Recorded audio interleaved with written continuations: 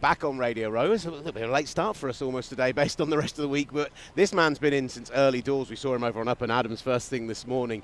Two-time Super Bowl winner Torrey Smith is with us on Radio Row. Torrey, how are you enjoying the whole Vegas experience so far? Man, I love it. I look forward to the Super Bowl every year now, being on the opposite side of things, just doing media, catching up, seeing a lot of people, see a lot of teammates here. It's just a great experience, and I also see a lot of players that I looked up to here as well, so it's just a great time being out here. Who is the person that you've either seen or whether it's this year or another year who really you went, oh wow, that's... Oh man, the first time I went to the Super Bowl and I was on Media Row, I was really starstruck, man, to be honest. I saw Barry Sanders. And Barry Sanders, I had his rookie card when I was a kid. I opened the pack and Barry Sanders was on my nightstand. So man, this is like a mythical person to me. And I saw him standing there just waiting for an interview just like everyone else. I'm like, that's Barry Sanders. That's Barry Sanders. What do you? And I was like, I want to say hi to him, but he's talking to somebody. I'm like, what do I do? And I ended up just going to him when I saw he wasn't talking anymore. And he was awesome, man. So it was really cool. So every time I see him, I still kind of get the look. He's the only person that I really kind of had that little kiddie feeling towards because, he literally sat on my dresser for years, Dude, we got super lucky earlier this year when he released the documentary. So we got to do a Zoom call with him from the UK. And it's one of those where, because it's over Zoom, you're not really thinking about it. And then I'm sat in front of my computer in my office, and suddenly Barry Sanders' face flashes up, and I did have a little moment of, oh, Christ, that's Barry Sanders. So I totally get it. I saw you hanging out with Fletcher Cox a little bit earlier as well. Yeah. I was saying this to you. I've been fortunate enough to come for the last 10 or so, except the pandemic one. Post-game locker rooms, there was rarely a team more fun than that Eagles team at 52, man. Oh, man, it was a special experience. Talk about a great group of men getting it done. And, it's that celebration. It's nothing like it. I'm thankful. I've had the opportunity to be there twice and win both times. I don't think I could have handled heartbreak, by the way, so I'm glad that I had the opportunity to win 2 Super Bowls. But just having the opportunity to be there with those guys, man, just really good dudes. So catching up with Fletch, I talk to him all the time anyway. He's one of my kids' favorite players, too. They're like, call Fletch on FaceTime. So, we always catch up. We talk about things just family-wise. But, man, special year, man. A lot of great men in that locker room, and, it sticks with you forever. I love that. And Jay Ajayi, one of them, obviously one of our own from the UK as well. Yeah. So that obviously got a lot of pop for us. But, yeah, it was a great team. And actually, this week's been reminding me a bit of that. Not that I'm expecting it to be quite the shootout level that we saw that day. Crazy. But we've had people here on Radio Row, and everyone's going Chiefs. Everyone's going Chiefs. And I remember 52, and everyone was going Patriots, and everyone. Yeah, I don't know what they were thinking. And I thought we were going to blow them out. Yeah? Yeah, I'm not lying. I thought there's no way their offense is going to score points on our defense. I'm like, we're going to score. Mm-hmm. I'm like, there's no way they're going to play that well versus our defense. And I was wrong. Hey, but it was a defensive play that ended the game after a game where I'm not Absolutely. sure the defense made a play for the majority of the first kind of 55 minutes. It's that big sack at the end that ends up making the difference. So. Absolutely. They got it done at the end of the day. That was the end result. But I'm not going to lie. I'm like, why is everyone picking them? Why I'm going to blow them out. I always feel the years where everyone's leaning one way have landed on either the tightest Super Bowls or the upsets. Those feel like I'm rooting for the 49ers. So I tell everybody, I have I say, hey, I have 4 favorite teams. All the teams that I played for. Yeah. So the 49ers are a group of that. But I do think they have the talent to do it. They have the pedigree as well. Yes, they have Patrick Mahomes on the other side, which is always a dangerous threat. But this 49ers team, they had the better overall team. And when they play the way they're capable of playing, they can go out there and win this game. I kind of feel like the era that we're in is so defined offensively by the Mike and then Kyle Shanahan tree, right? Yeah. As someone who covers the game, I almost want Kyle Shanahan to win one so that's on the That's record. So right? actually, to kind of just put that cherry on top of the sundae, that star on top of the tree or whatever, to really show that just how influential that whole thing's been, right? Yeah, man. Because I'm getting tired of seeing that little picture they post of all the guys that are head coaches somewhere.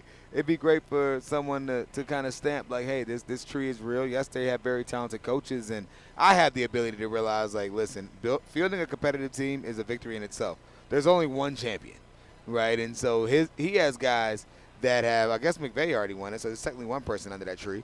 But he has guys under the Shanahan tree where it's man, these young guys are all over the place. You got 3 active head coaches, actually 4 active head coaches. So watching what they're able to do, this will be huge for Coach's legacy. How kind of impressed have you been over the years seeing, knowing Kyle early in his kind of career to see how he's developed now, how he has developed both as a head coach and as a coordinator? Yeah, I think it just grows and matures every year, right? I think you don't know what you don't know, and experience is the best teacher. So oftentimes, people like the rush process, I think the 49ers have been very patient. They've had a great team. They've built it the right way. It's homegrown for the most part, right? And they've done a great job in free agency as well. But I think Kyle's done a great job of just you watched him over there. Even watch him give a press conference, right? He's grown and matured a lot. And, again, he's built for it. This is obviously in his DNA. He was born to do this. And he's always done it at a high level. And I think this is the year he gets over that hump. You've been getting taken down a little bit on social media the last couple of weeks for backing Chase Young at a time when not even his own... Oh, my gosh. Folks been killing me for that. Well, not even his own team. You see the coach come out last week and talk about those effort plays that didn't seem to be there against the Lions. And we talked to a lot of the guys on opening night, and a lot of them took responsibility and talked about leadership and everything else. But, yeah, I was kind of stunned that a coach will come out and say something like that and use it as some kind of like a motivational tool, I guess. I mean, you got to know who the coach is. I mean, the same coach that had a now all-pro receiver and Ayuk in the doghouse, right? Mm-hmm. Like, you got to play a certain way. And I appreciate that he holds his team to a certain standard. Either you hit it or you're going to be pushed to the wayside. There's only one way, right? It's not college, it's not high school, it's not rec ball. Like, my family depends on your performance. And if your effort's going to be the problem, we aren't dealing with that. I'm like that with my little 9 and 10-year-olds I coach. So I can only imagine what it's like when your livelihood is on the line. So I think Chase is going to have a big game. I think it's been an eye-opening experience for him. He has the talent, right? I think it's just about being consistent. And, again, I think he's been waiting for this moment his whole life. I think all this talk, all the doubt, right? He's still playing for money here. You got to remember that. So I think he's going to be in a position to be the Chase Young that I know he is, to go out there and shine. And I'll be the first one on Twitter. You will see it. If Chase makes a big play in the Super Bowl, I'm calling it right now. You're going to see me out there. I'll be trolling everyone. I'm going to be in the booth calling the game and checking your Twitter Oh, at the you're going to same time. see. If Chase gets a sack, because I'm going to the game, if he gets a sack, my tweets will be flying. Love that. Absolutely. Love that. It's not even a contract year for him. It's a contract game, essentially, right? So, Absolutely. Yeah, Absolutely. Huge for him. If the Ravens had made it, you say you've only got 4 teams, the teams that you played for that you love. Which way would you have been swinging there? I thought the Ravens were the best team in football. And I still feel that way. They were the best team in football, but just because you're the best team in football doesn't mean that you're going to win the Super Bowl, right? And I think that's the beautiful part about the game. That's why you have the playoffs. You got to play well for those few games. And they came up short, didn't protect the football, and they lost the game. So, luckily for me, unlike most folks that are bandwagon fans, I already tell y'all I have 4 from the beginning, all right? Let the chips fall how they are. I told y'all I have 4. So I'm here. I'm excited to support the 49ers, and I probably would have leaned towards the Ravens because I thought they were simply the better team. We've been doing a bit of a feature this week on our website and speaking to guys who have been to the Super Bowl, won it. I'm trying to think of your halftimes would have been Beyonce. And obviously the Lights Out game, which is just craziness in itself. In fact, doubling down on that almost, we've been asking people how you go from these tight 10-minute half-times where, you get in, your coach speaks, you speak to the leaders in the locker room, you maybe do a bit of adjustments, but then you back out again to doing 45 minutes. How do you not only handle that, but then an hour where the game is just dead, essentially? Man, that was awful. That blackout, that power going out at halftime was ridiculous. We didn't know what to do with ourselves. We were basically playing, messing around, like joking around, and shoot, the 49ers all that time they get into prepare, they about came back and beat us. So it was about to be a blowout, it felt like, at that point. And that kick return, Torrey, I'm a 49ers fan. That was one of the last Super Bowls I wasn't here for. When that kick return goes in, I nearly left the pub. I was just like, I think I might be done. Yeah, I mean, it felt like a blowout, and I think it was going to be that way. And then we come out, and then we fumble the ball. And then you just felt this surge of energy. They were rolling. And thankfully, it all worked out.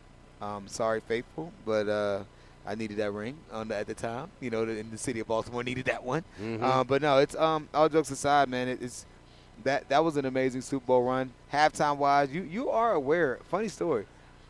When Beyonce was performing, they had TVs like kind of in the bathroom.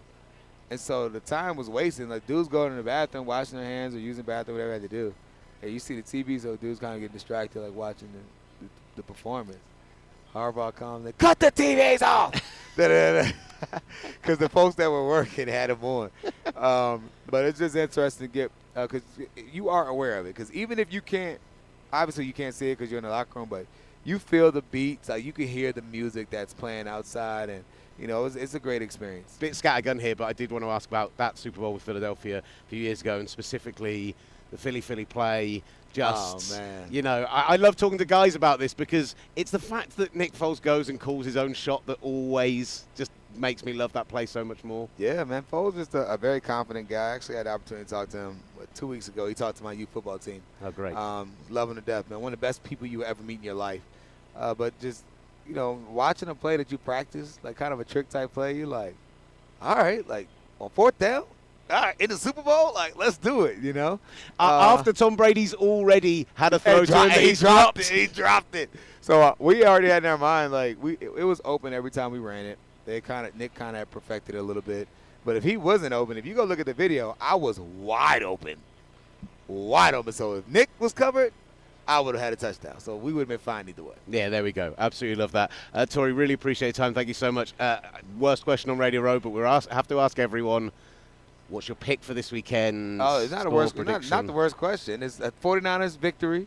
Can't give you a final score, but they win by more than a touchdown. Oh, wow. Here we go. Here we go. Torrey Smith, two-time Super Bowl winner and picking the Niners, so we love him even more than we did before. Thank you so much, sir. You have a good one.